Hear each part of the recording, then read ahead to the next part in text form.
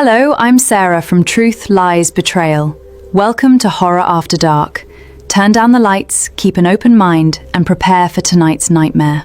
Let's begin. I kept telling myself I imagined it. The footsteps behind me on an empty road.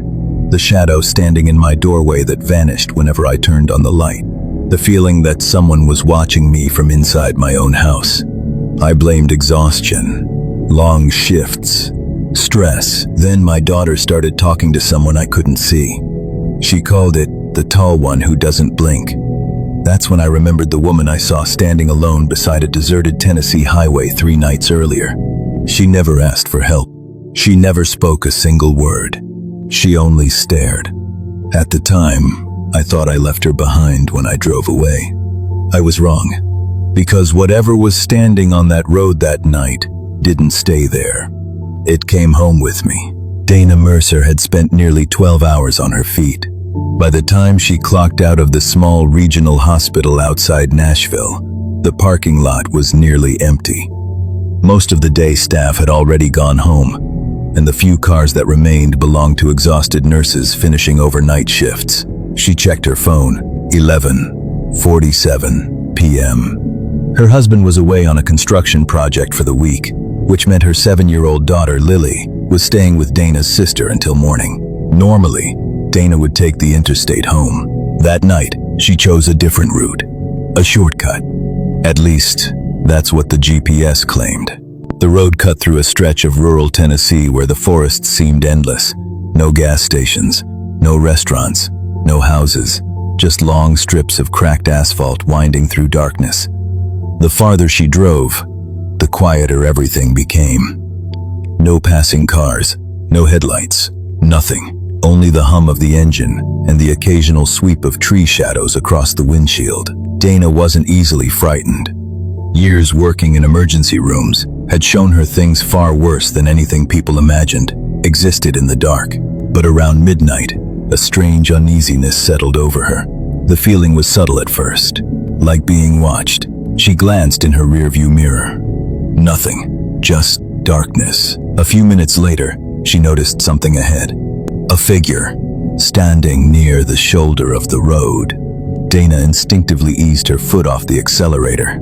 As her headlights drew closer, the shape became clearer. A woman, alone, motionless. The woman stood beside the road, wearing what looked like a pale dress that hung loosely around her body. She wasn't waving for help. She wasn't trying to flag down cars. She simply stood there, watching. Dana frowned. The nearest town was miles away. No vehicle was visible anywhere nearby. Something about the situation felt wrong. Still, she couldn't just drive past someone who might need help. She slowed down. The woman remained perfectly still. When Dana pulled alongside her, she rolled down the passenger window halfway. "Ma'am?" No response. The woman slowly turned her head. For a brief second, their eyes met. Dana felt an immediate chill crawl through her chest. The woman's face wasn't injured, wasn't dirty, wasn't even unusual. Yet something about her expression felt deeply unsettling. It was completely empty. No fear, no relief, no emotion whatsoever. Just an unblinking stare. "Are you okay?" Dana asked.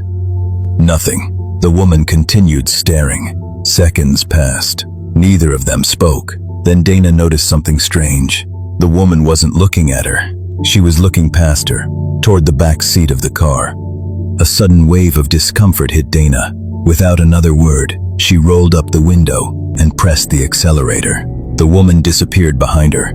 Within moments, the road was empty again. Dana released a nervous laugh. "You're tired," she muttered to herself. That's all. By the time she reached home, she had almost convinced herself the encounter meant nothing.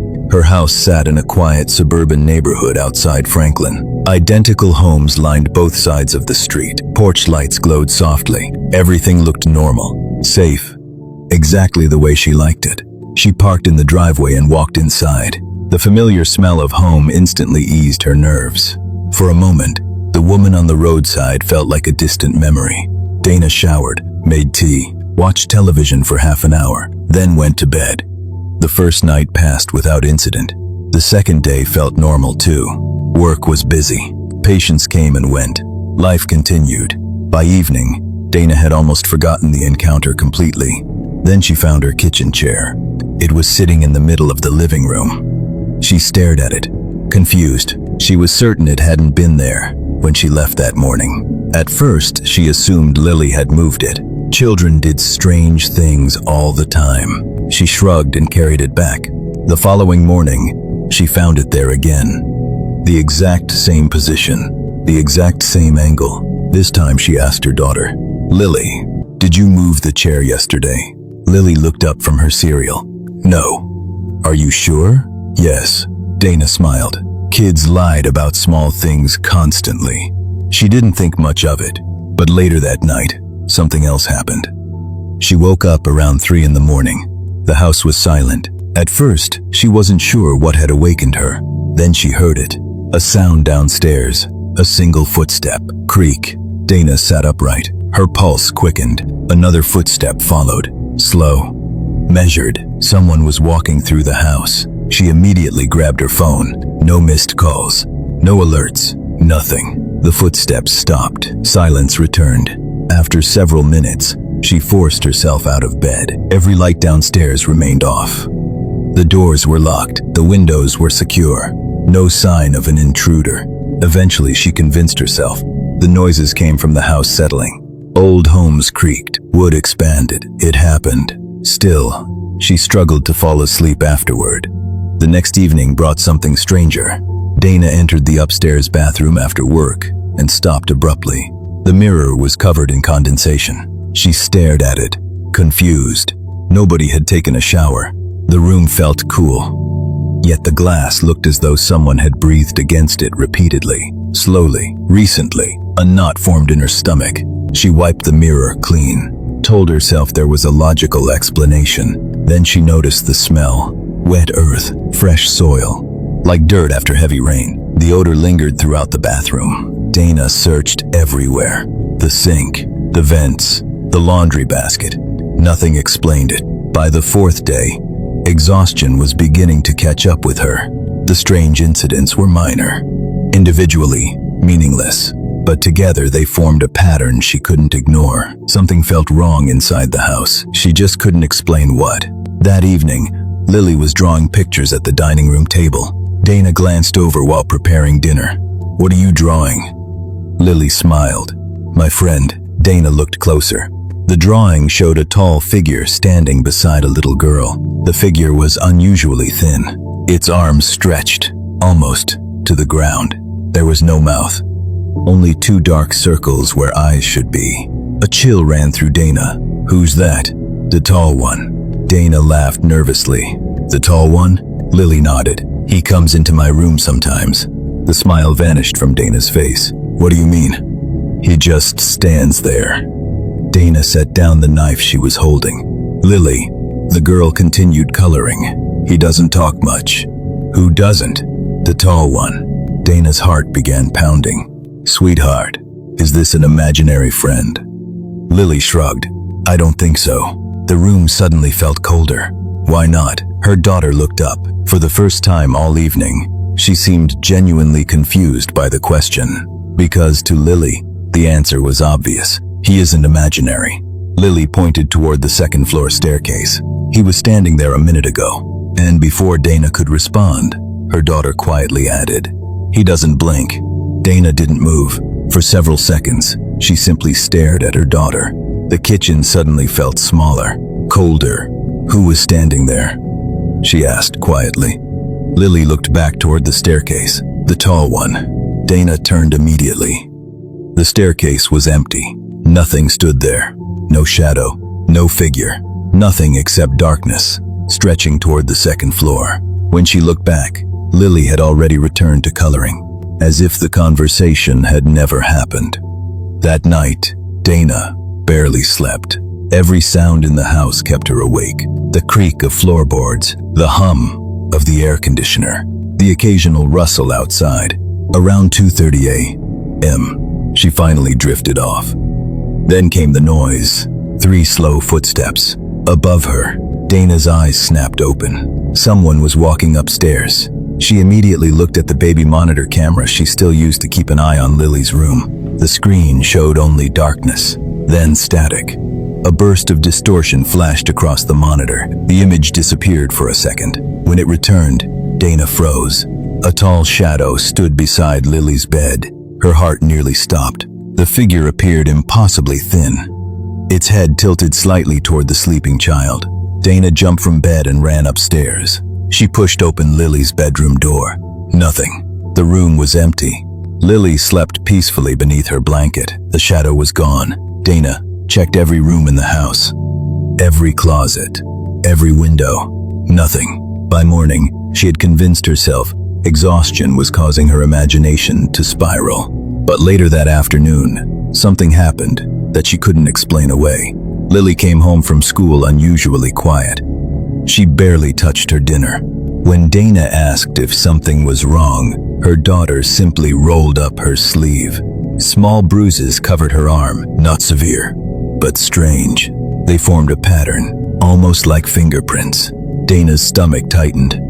Where did these come from? Lily shrugged. I don't know. Did someone grab you? No. Then what happened? Her daughter hesitated. The tall one held my arm last night. The room fell silent. Dana immediately scheduled a doctor's appointment. The physician found nothing unusual. No medical explanation. No evidence of abuse. No reason for concern. But Dana remained concerned. Very concerned. That evening she called a local pastor she knew through the hospital. Pastor Reynolds arrived the following afternoon. He listened carefully as Dana explained everything. The woman on the road, the footsteps, the shadow, Lily's drawings, the bruises. When she finished, he remained silent for several moments. Finally, he asked one question. How old is this house? Dana frowned. I'm not sure. Maybe 60 years. The pastor nodded slowly. Sometimes places carry history. What does that mean? It means not everything follows us. The statement unsettled her, because it echoed something she had secretly begun wondering herself. What if the thing haunting her hadn't come from the road? What if it had always been here? That evening, Pastor Reynolds blessed the home, room by room, door by door. He spoke prayers softly, while Lily watched from behind her mother. For a few hours afterward, everything seemed normal. Then the smell returned, stronger than before. Wet earth, rotting soil. The odors seemed to come from beneath the house itself. Dana followed it into the basement. The smell intensified immediately. She covered her nose. Near the far wall, she noticed something strange.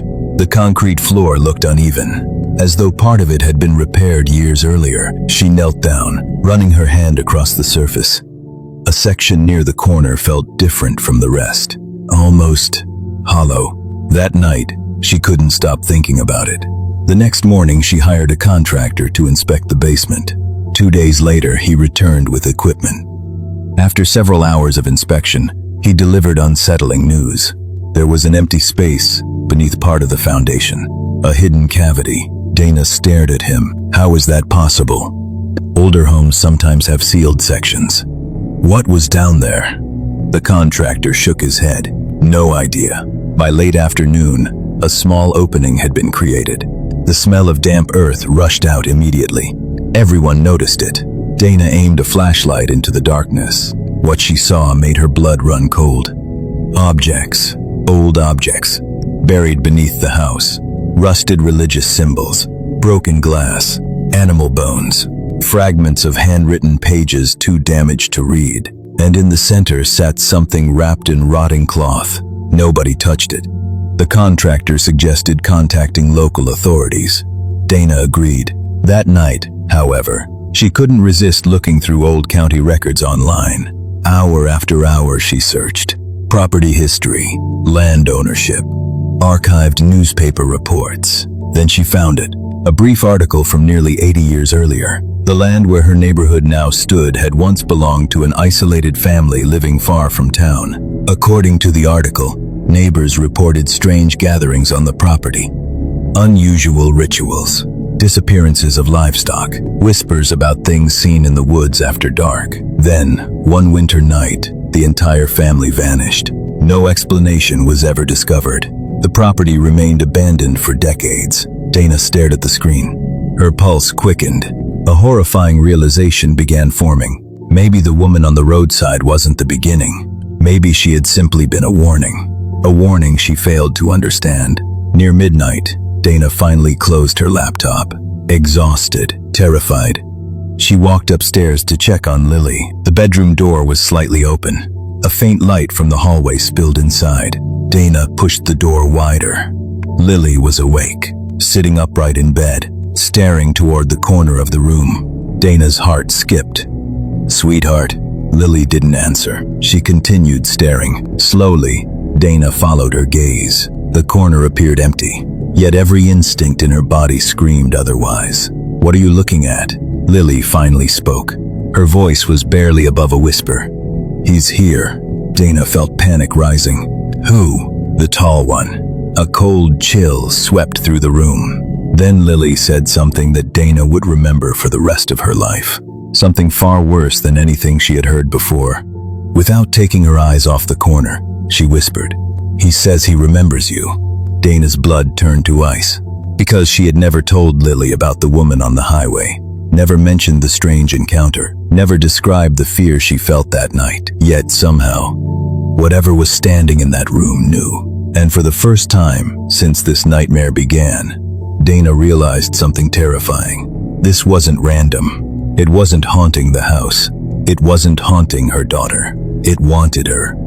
And whatever had been waiting beneath that foundation for decades had finally found her again. Hi, it's me, Sarah. The story may be over, but some nightmares never truly end. If you enjoyed tonight's episode, please like, subscribe, and turn on notifications to join us for more terrifying stories here on Horror After Dark. And remember, sometimes the things that scare us most aren't hiding in the dark. They're already inside the house. Good night, and sleep carefully.